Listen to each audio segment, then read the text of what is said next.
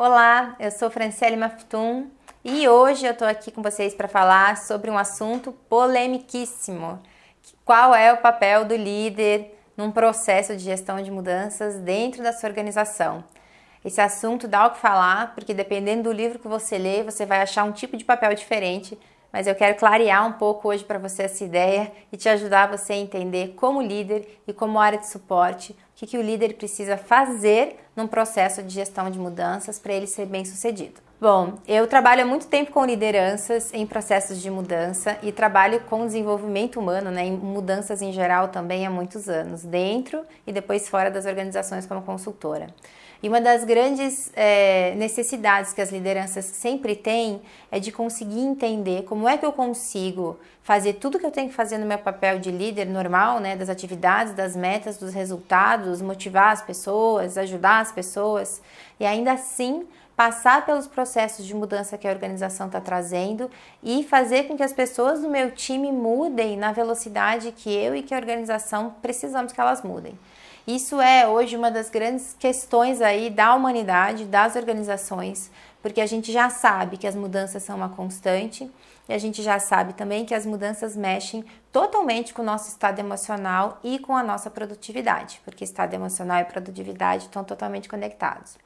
E aí fica uma grande questão para as lideranças, que é ter que ter um papel de super-heróis, porque além de já ter toda a barra e a pressão de todo o trabalho que eles têm, eles ainda têm que conseguir desenvolver estratégias para fazer as pessoas mudarem. O que acontece com isso, Depois da gente ter muitos e muitos estudos e muitas práticas para aplicar com os líderes em processos de mudança, hoje, a gente já sabe, através dessas práticas e desses estudos e também da minha experiência treinando líderes e ajudando organizações a mudarem, que o líder precisa, na verdade, de poucas coisas para conseguir fazer um time trabalhar na mudança.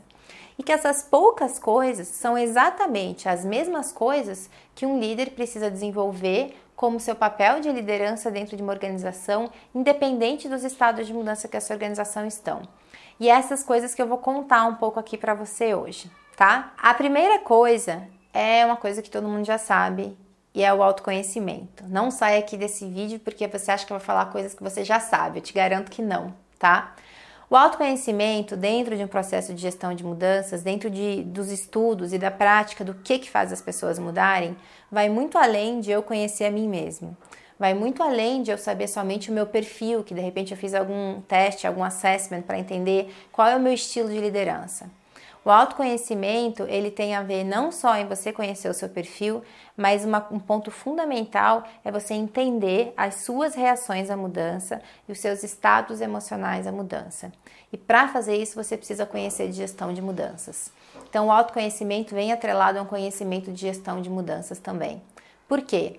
Quando eu treino as lideranças em gestão de mudanças e a gente começa com essa questão de como eu reajo à mudança e eu passo lá todos os estudos, todas as sensações e emoções que a gente, seres humanos, líderes ou não, temos em processos de mudança, a primeira resposta que eu tenho, até no processo às vezes de defensiva mesmo, é de falar, não, eu aceito a mudança e sigo adiante. Só que isso não acontece com ninguém. Neurobiologicamente, a gente passa por estágios emocionais da mudança, mesmo estando muito preparado para mudar. E saber como você reage é exatamente uma das inteligências que o líder precisa ter no sentido de se autoconhecer para mudar.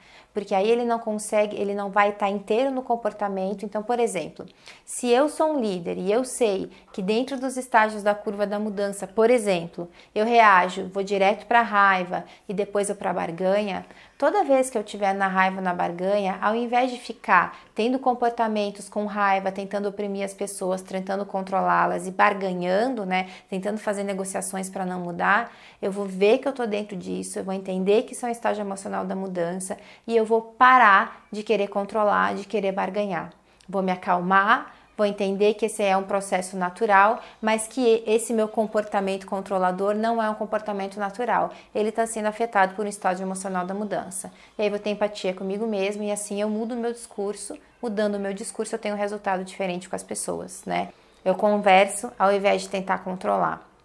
A mesma coisa se eu acho que de repente eu vou direto para o desânimo, para a depressão, que é um estágio também emocional da mudança.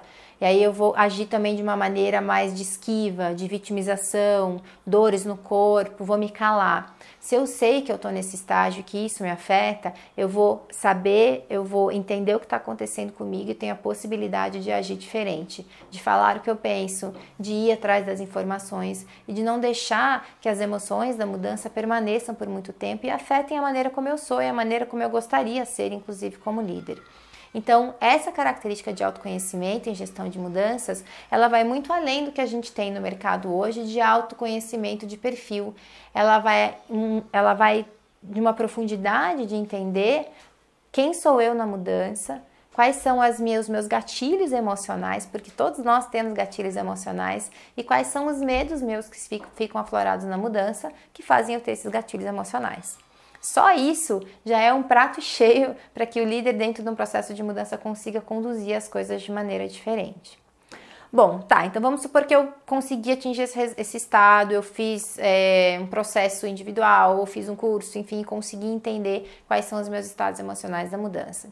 Qual é a segunda coisa que um líder precisa ter, né, para conseguir depois traduzir esse conhecimento em resultados ali com o seu time, né, com o time dele?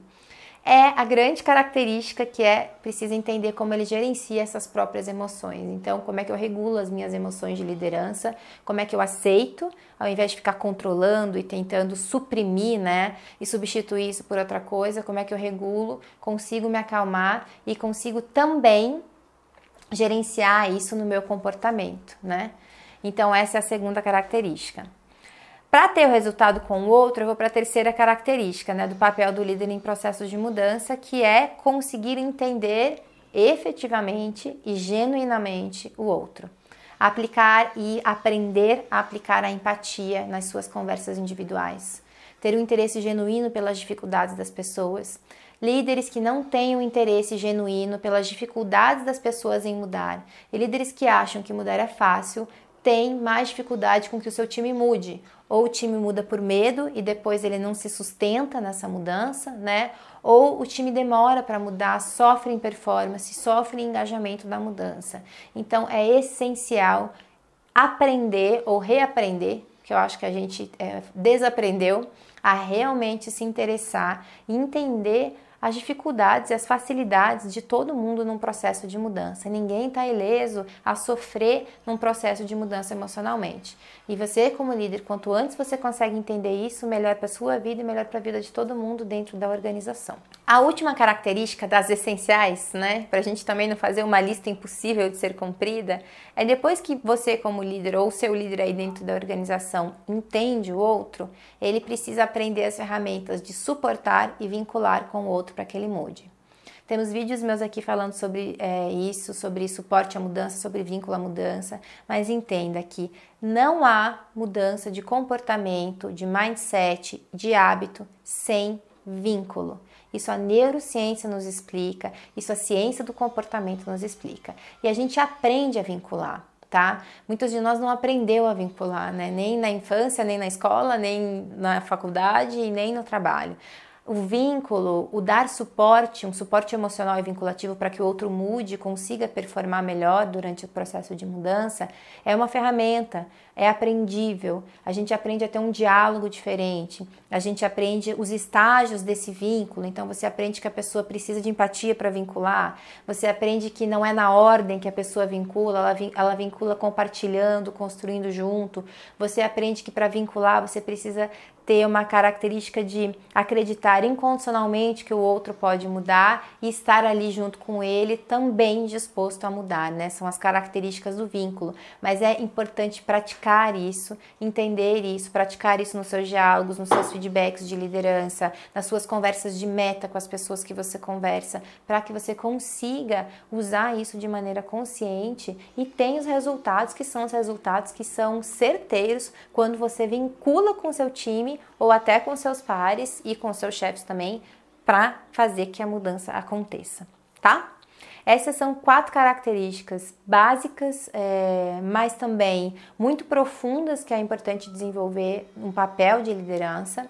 Mas quando a gente expande isso também para os processos organizacionais normais, são características que ajudam o líder em todos os momentos de um time, de construção de resultado, e não são características fáceis de desenvolver, né? São características que precisam de treino, precisa também de suporte e também precisa de prática, precisa de consciência para que elas consigam ser aprendidas e para que o seu líder ou você como líder tenha o resultado que você está esperando em processos de mudança.